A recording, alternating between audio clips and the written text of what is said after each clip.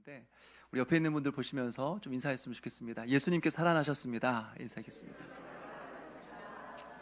우리 한 번 더 인사했으면 좋겠습니다. 옆에 있는 분들 보시면서 우리가 교회입니다. 네, 우리 말씀 읽고 또 말씀을 전하도록 하겠습니다. 성경 말씀 누가복음 24장 1절에서 12절까지의 말씀입니다. 누가복음 24장 1절에서 12절까지 저 한 절, 여러분 한 절 교독하겠습니다. 저부터 읽겠습니다. 안식 후 첫날 새벽에 이 여자들이 그 준비한 향품을 가지고 무덤에 가서 들어가니 주 예수의 시체가 보이지 아니하더라.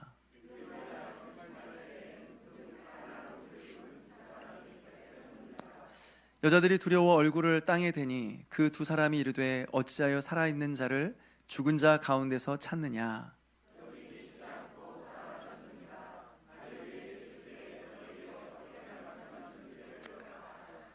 이르시기를 인자가 죄인의 손에 넘겨져 십자가에 못 박히고 제3일에 다시 살아나야 하리라 하셨느니라 한데,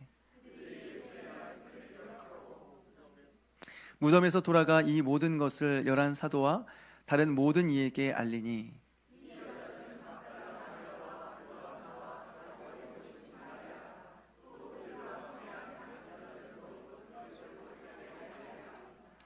사도들은 그들의 말이 허탄한 듯이 들려 믿지 아니하나 베드로는 일어나 무덤에 달려가서 구부려 들여다보니 세마포만 보이는지라 그 된 일을 놀랍게 여기며 집으로 돌아가니라.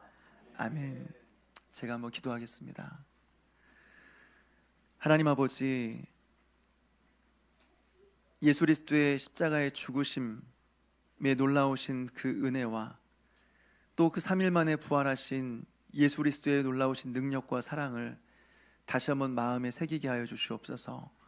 오늘 말씀을 통하여 예수 그리스도의 부활의 의미를 함께 생각해 보고자 합니다.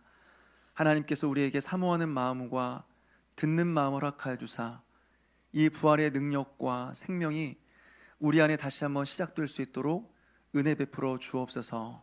감사를 드리옵고 예수님의 이름으로 기도합나이다. 아멘. 성경에서는 부활을 아나스타시스라고 해서 다시 일어나다라는 그런 의미로 사용하고 있습니다. 다시 말해서 부활이란 무엇이냐? 죽은 자가 다시 살아나다라는 그런 의미입니다. 성경을 보게 되면 죽었다가 다시 살아난 사람들이 많이 있습니다. 나사로는 죽었다가 무덤에 묻혔는데 다시 살아나 나왔습니다.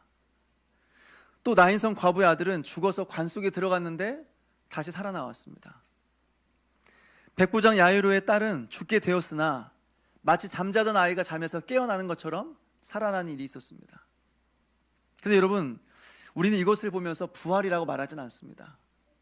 부활이 되기 위한 한 가지 중요한 조건이 있는데 그것이 무엇이냐? 우리의 육신의 몸을 벗어버리고 새로운 부활의 몸을 입게 되는 겁니다. 그래야 우리는 그것을 부활이다 말하는 거죠. 그런 면에서 지금까지 부활한 존재는 예수님밖에 없습니다. 예수님만이 부활의 첫 열매가 되신다라고 하는 거죠. 그 부활의 몸은 지금 우리가 입고 있는 몸과 비슷하지만 좀 다른 점이 있습니다. 먼저는 물리적인 제약을 받지 않습니다. 예수님은 부활하신 이후에 집에 들어가시는데 문을 열지 않고 들어가십니다. 그냥 문을 통과해서 들어갑니다. 또 순간 이동을 합니다. 예수님은 엠마오에서 제자들을 만나서 함께 식사하시다가 갑자기 순간 사라져 버리시죠. 그리고 이후에 예루살렘에 있는 제자들에게 갑자기 나타나십니다. 장소와 장소를 이동하는데 시간이 걸리지 않습니다. 무엇보다 우리가 새로 입게 되는 부활의 몸은요, 늙지를 않습니다. 평생 주름이 생기지 않습니다.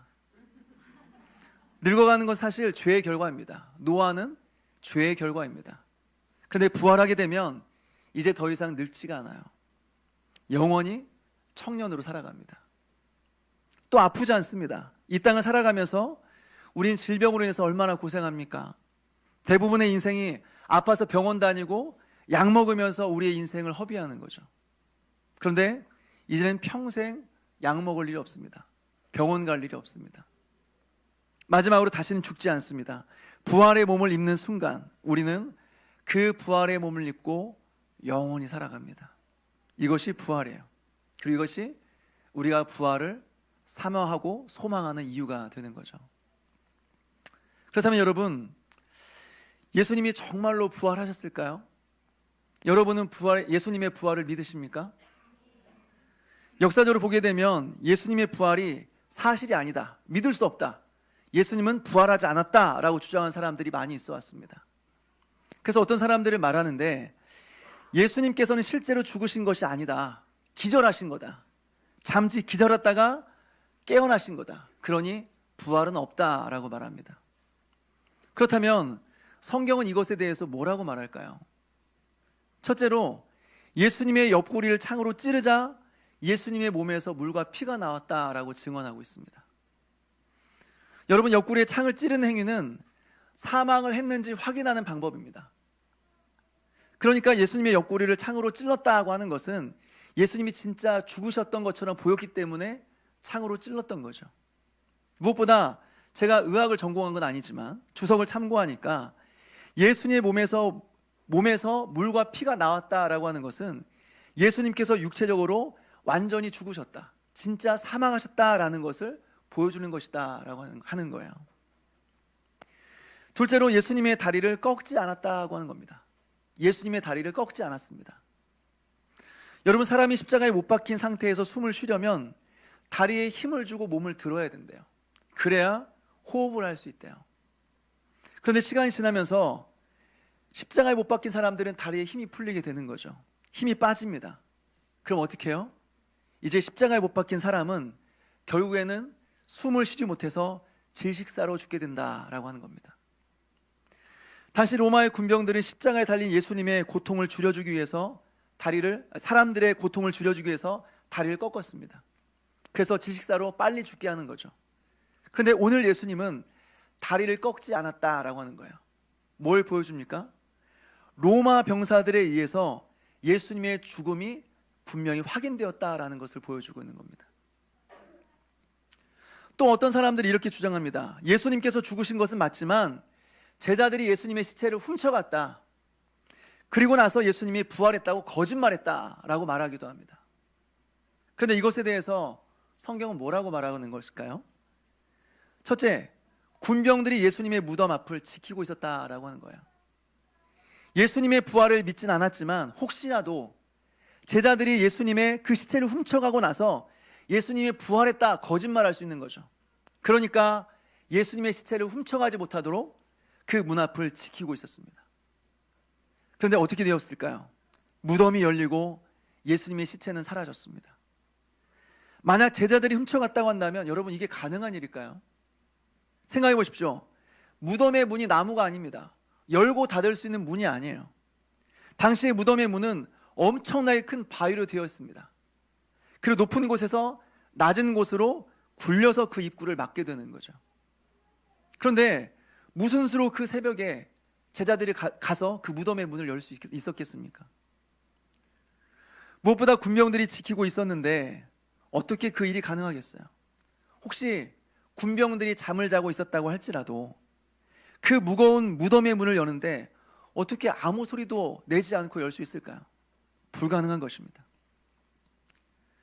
둘째로, 예수님의 시신을 감싼 세마포 옷이 잘 정돈되어서 개어져 있었다라고 증언하고 있어요. 여러분, 만약 예수님의 시체를 훔쳐갔다라고 한다면 예수님의 몸을 감싼 그 세마포 옷을 어떻게 잘 개어놓고 갈 정신이 있었을까요? 세마포채 들고 갔거나 아니면 옆에 버려두고 갔겠죠. 그런데 세마포 옷이 잘 개어져 있었다고 하는 것은 무엇을 보여줍니까? 예수님의 시체를 훔쳐가는 것이 아니다라고 하는 것을 보여줍니다. 또 예수님의 부활을 믿지 않은 사람들의 또 한 가지 주장이 있는데, 그것은 뭐냐면 예수님이 돌아가신 제자들이 너무 보고 싶어서 제자들이 예수님의 환상을 보았다라고 하는 거예요.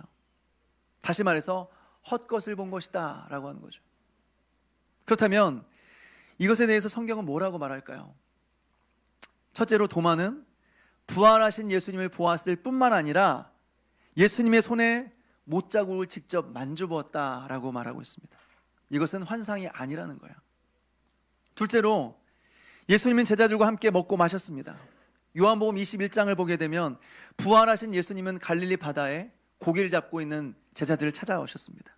그래서 그들과 함께 오랜 시간 동안 떡과 그리고 물고기를 같이 먹었습니다. 함께 했습니다. 다시 말해서 예수님의 부활은 제자들의 상상 속에서 만들어낸 이야기가 아니다라고 하는 거죠. 사랑하는 여러분, 성경은 예수님의 부활이 역사적인 사실이다라는 것을 증언하고 있습니다. 여러분 믿으십니까?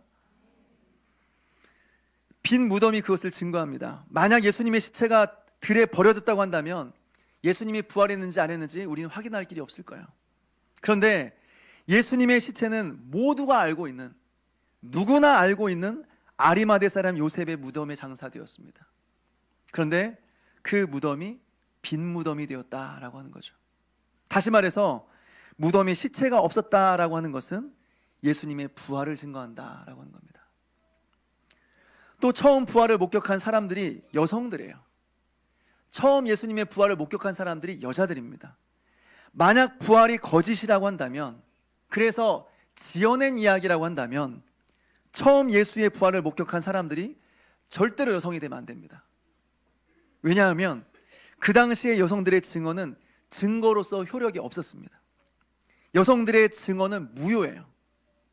그러니까 부활이 지어낸 이야기라고 한다면 처음 예수님의 부활을 목격한 사람은 반드시 남성들이라고 주장을 해야 됩니다. 그래야 설득력이 있는 겁니다. 근데 오늘 성경은 뭐라고 말하냐면 부활의 첫 증인들이 여성들이다라고 말하고 있어요.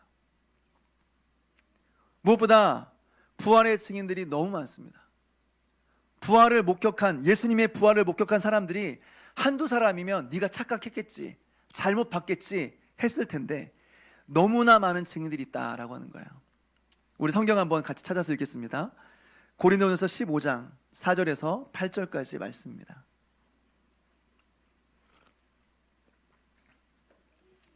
고린도전서 15장 4절에서 8절까지 우리 같이 읽겠습니다. 시작.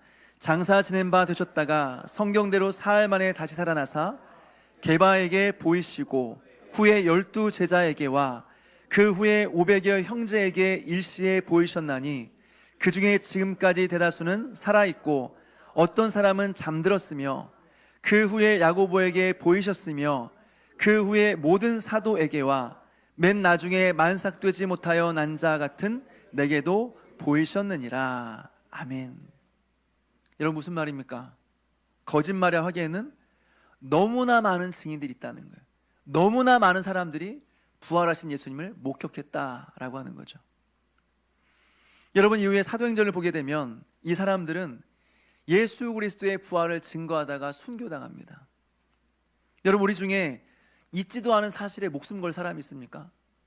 거짓말에 자신의 인생을 걸 사람이 있습니까? 그런데 예수님의 부활이 사실이기 때문에 예수님의 부활을 증거하다가 수많은 사람들이 목숨을 잃어버리게 되었다라고 하는 거죠. 사랑하는 여러분, 예수님은 부활하셨습니다. 성경이 이 사실을 증언하고 있습니다. 부활의 예수님을 믿으시기를 주님의 이름으로 축원합니다. 그렇다면 예수님의 부활이 왜 중요한 것일까요? 왜 사도들은 부활하신 예수님을 증거했을까요? 생각해보면 우리의 죄를 사해준 것은 예수님의 십자가 아닙니까? 예수님께서 십자가 위에서 피를 흘려주셨기 때문에 우리의 죄가 사해진 거 아닙니까? 그런데 왜 우리는 십자가뿐만 아니라 예수님의 부활을 강조하고 예수님의 부활을 증언하고 있는 것일까요? 따라서 해볼까요? 부활이 예수 그리스도의 십자가 사역을 확증합니다. 다시 한번요. 부활이 예수 그리스도의 십자가 사역을 확증합니다. 여러분 예수님의 부활은 예수님께서 십자가 위에서 죽으신 것이 예수님 자신의 죄 때문이 아니라 우리를 위해서 대신하여 죽으신 죽음이다라는 사실을 증언하고 있습니다. 사도 바울이 다메섹으로 가는 도중에 환상 속에서 부활하신 예수님을 만났습니다. 지금 바울은 전도하기 위해서 가는 것이 아니었어요. 예수님을 믿는 사람들을 잡아 죽이려고 하는 것이었습니다. 그때까지만 해도 바울은 예수님을 종교 사기꾼으로 생각했습니다.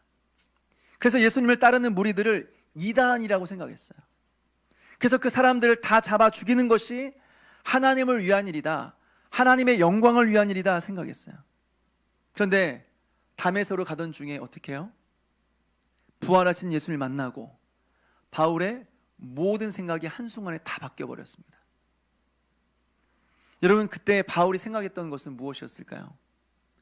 십자가에 못 박혀 죽으신 예수님이 부활했다는 것은, 이것은 하나님의 사건이라는 겁니다. 하나님의 사건이요. 왜요? 죽었다가 살아난 것은 일반적인 자연에 속한 일이 아닙니다. 죽었다 살아난 것은 창조의 사건입니다. 그렇다면 이 창조의 사건은 창조주 하나님만 하실 수 있는 일이라는 거죠. 그런데 그 창조주 하나님이 십자가에 위해서 죽으신 예수를 살리셨다? 그렇다면 예수님은 의로운 자여야 됩니다. 예수님은 죄가 없어야 됩니다. 왜냐하면 그 창조주 하나님은 거룩하신 분이시고 공의로우신 분이시기 때문에 그렇습니다. 그래서 그 하나님은 죄인을 반드시 처벌하셔야 되는 분이십니다. 그런데 그 창조 하나님이 예수를 살리셨다? 분명합니다. 예수님은 죄가 없으신 분이십니다. 그렇다면 왜 예수님이 십자가 위에서 죽으셨을까요? 확실합니다. 예수가 살아있는 동안 제자들에게 가르친 대로 죄인들을 대신하여 죽으셨다라고 하는 거죠. 다시 말해서 대속적인 죽음이다라고 하는 겁니다. 그래서 이 바울은 부활하신 예수님을 만난 이후에 예수님께서 나의 죄를 위해 십자가에 죽으셨다라는 것을 믿고, 이제는 예수님 믿는 사람들을 잡아 죽이려는 사람이 아니라 예수님을 목숨 걸고 증언하는 사람이 되었다라고 하는 거죠. 여러분, 이것이 부활이 우리에게 중요한 이유입니다. 예수님의 부활이 예수 그리스도의 대속적인 죽음을 입증하는 것이다 라고 하는 거죠. 반대로 만약 예수님이 부활하지 않으셨다고 한다면 어떻게 될까요? 예수님이 예수님의 죄 때문에 죽으신 건지 우리의 죄 때문에 죽으신 건지 우리는 확인할 방법이 없다라고 하는 겁니다. 그런 면에서 예수님의 부활은 우리에게 너무나 중요한 것입니다. 그래서 십자가와 함께 부활이 기독교의 핵심이 된다라고 하는 거예요. 마지막으로 부활이 신자들에게 주는 세 가지 의미를 말씀드리고 마치려고 합니다. 여러분, 도대체 예수 그리스도의 부활이 오늘 우리와 무슨 상관이 있는 것일까요? 예수 그리스도의 부활이 나에게 실제적으로 어떤 영향을 미치는 것일까요? 첫째로 예수님의 부활이 역사 속에서 실제로 일어났다라고 하는 거죠. 이것이 오늘 나에게 어떤 의미가 있습니까? 앞서 말씀드린 대로 예수 그리스도의 십자가의 죽으심이 나의 죄를 위한 대속적인 죽으심이었다라고 하는 것을 가르쳐 줍니다. 그래서 어떻게 해요? 나의 죄는 사라진 것입니다. 그리고 예수님은 부활하심으로 말미암아 죽음과 사단의 권세로부터 승리하셨습니다. 이 일이 실제로 일어난 거예요. 실제로 일어났다라고 하는 것입니다. 여러분, 성경은 예수님께서 부활하신 사건을 가리켜서 생명의 죽음을 삼킨 바 되었다라고 묘사하고 있어요. 예수님의 부활은 무엇을 상징하냐면 생명의 죽음을 삼켜버렸어요. 죽음이 죽었어요. 죽음이 사망한 겁니다. 그래서 이제는 우리는 죽어도 살아요. 영원히 살아요. 이것이 부활이 우리에게 가르쳐주는 의미다라고 하는 거죠. 두 번째로 예수님의 부활의 생명이 오늘날 우리 안에, 신자 안에 역사하고 있다라고 하는 것입니다. 예전에 우리는 어땠습니까? 우리 안에 죄와 사망이 역사했습니다. 그래서 우리는 전적인 무능과 전적인 부패 속에서 살아갔습니다. 다시 말해 선을 행하고자 하는 우리의 마음 가운데, 하나님의 뜻대로 살고자 하는 우리 마음 가운데 전적으로 무능함이 있어서 하나님의 뜻대로 살아갈 수가 없는 거죠. 또 우리 마음이 부패해서 우리가 생각하는 것, 우리가 또 행동하는 것, 모든 것들이 다 죄였다라고 하는 거죠. 뭘 해도 냄새가 나는 거예요. 뭘 해도 더러운 거예요. 그런데 예수님의 부활로 인해서 이제는 어떻게 해요? 예수 그리스도의 부활의 능력과 그 생명이 우리 안에 역사하게 되었다라고 하는 것입니다. 나는 죽고 이제 내 안에 예수가 사시는 것입니다. 그래서 죄와 싸워 이길 수 있는 능력이 생긴 것입니다. 하나님 앞에 순종할 수 있는 힘이 생긴 것입니다. 이 세상을 등지고 하나님만 사랑할 수 있게 되었다라고 하는 거죠. 마음은 원이로되 육신이 약하도다? 아니에요. 이제 우리 안에 예수 그리스도가 사시는 것입니다. 우리 안에 성령님께서 내주하시는 것입니다. 그래서 우리로 하여금 하나님의 뜻대로 살고자 하는 자에게 살 수 있는 능력을 주심으로 말미암아 하나님의 뜻대로 살게 되었다라고 하는 거예요. 이게 가능하게 되었다라고 하는 거죠. 그래서 빌립보서 4장 13절은 말합니다. 내게 능력 주신 자 안에서 내가 모든 것을 할 수 있느니라 라고 하는 거죠. 이것이 바로 부활의 능력을 현재적으로 경험하는 자들이 누리는 은혜다라고 하는 거예요. 마지막으로 우리는 종말의 때에 부활할 것을 소망하게 됩니다. 예수님께서 부활하셨으니 우리 또한 부활할 것이다 라는 것을 소망하게 됩니다. 여러분, 만약 부활이 없다고 한다면 어떻게 될까요? 부활은 사실이 아니다, 부활은 없던 일이다 라고 한다면 어떻게 될까요? 우리 성경 한 구절 찾아 읽겠습니다. 고린도전서 15장 16절에서 20절입니다. 고린도전서 15장 16절에서 20절입니다. 우리 같이 읽겠습니다. 시작. 만일 죽은 자가 다시 살아나는 일이 없으면 그리스도도 다시 살아나신 일이 없었을 터이요, 그리스도께서 다시 살아나신 일이 없으면 너희의 믿음도 헛되고 너희가 여전히 죄 가운데 있을 것이요, 또한 그리스도 안에서 잠자는 자도 망하였으리니 만일 그리스도 안에서 우리가 바라는 것이 다만 이 세상의 삶뿐이면 모든 사람 가운데 우리가 더욱 불쌍한 자이리라. 그러나 이제 그리스도께서 죽은 자 가운데서 다시 살아나사 잠자는 자들의 첫 열매가 되셨도다. 아멘. 무슨 말일까요? 부활이 없다면 우리의 믿음은 헛것이다 라고 하는 것입니다. 주일에 시간을 내서 교회 오는 것은 미친 일입니다. 생각해 보십시오. 부활이 없습니다. 죽으면 모든 것이 다 끝입니다. 다 끝나는 겁니다. 그럼 어떻게 해요? 우리가 정상적인 사람이라고 한다면 하루라도 빨리 세상으로 나가서 최대한 즐기다 죽는 게 맞습니다. 이것이 정상적인 생각을 가진 사람의 모습입니다. 이것이 지혜로운 것입니다. 지금 여기 앉아 있는 것은 바보 같은 일입니다. 그런데 어떻습니까? 부활이 있습니다. 죽어도 다시 살아납니다. 그렇기 때문에 오늘 우리는 오늘 또 보이지 않는 천국을 바라보면서 오늘 하루를 믿음으로 살아가는 것이죠. 마지막 날 종말의 때에 우리 또한 부활할 것을 우리가 믿고 있기 때문에 오늘 하루 바보 같지만 죄와 피 흘리기까지 싸우며 우린 살아간다라고 하는 거죠. 하나님께서 우리를 반드시 기억하실 것이기 때문에 우리는 이 세상이 전부인 것처럼 살다가 즐기다가 끝나는 것이 아니라 이후의 영원한 삶을 바라보면서 오늘 우리는 믿음으로 살아갈 수 있는데 이것이 바로 부활 때문이라고 하는 것입니다. 사랑하는 여러분, 이것이 바로 부활이 우리에게 주는 의미입니다. 부활은 생명이 죽음을 삼켜버려서 이제는 죽음이 없다는 것을 말해주는 것입니다. 부활은 우리 안에 예수의 생명이 있음으로 말미암아 죄와 싸워서 이길 수 있는 능력이 우리에게 있다는 의미입니다. 부활은 마지막 때에 우리가 부활을 소망하며 오늘 하루를 믿음으로 살아갈 수 있게 만들어준다라고 하는 것입니다. 여러분, 이것이 부활이 우리에게 중요한 의미입니다. 이 부활 신앙을 우리 마음 가운데 새기고 주님 다시 오시는 그날까지, 그리고 다시 우리가 부활할 날을 소망하며 그때까지 믿음으로 살아가는 저와 여러분 되시기를 주님의 이름으로 축원합니다.